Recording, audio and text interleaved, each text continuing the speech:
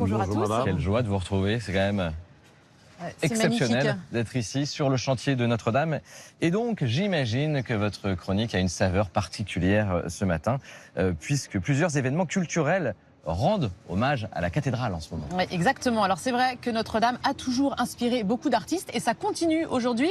Je vous propose donc 2 expositions. La première se trouve à quelques pas d'ici, sous le parvis de la cathédrale. Notre-Dame de Paris, au cœur du chantier. C'est une plongée dans cette aventure hors norme et surtout une rencontre avec ceux qui œuvrent pour la cathédrale. Je vous propose de regarder tout de suite ces quelques images.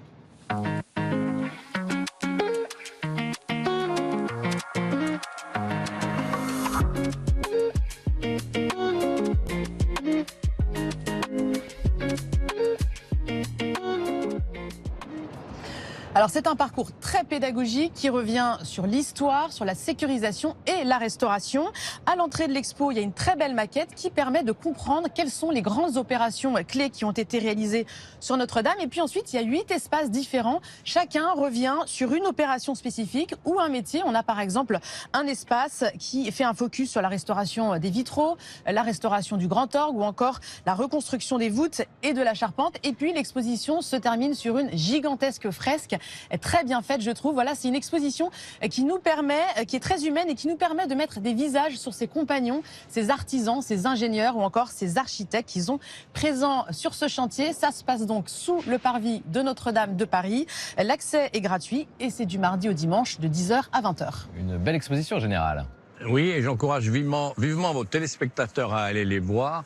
On ne peut pas rentrer dans le chantier de Notre-Dame, on ne peut pas faire visiter le chantier de Notre-Dame, parce qu'il est archi comblé par les ponts, parce qu'il y a du plomb, tout ça est compliqué.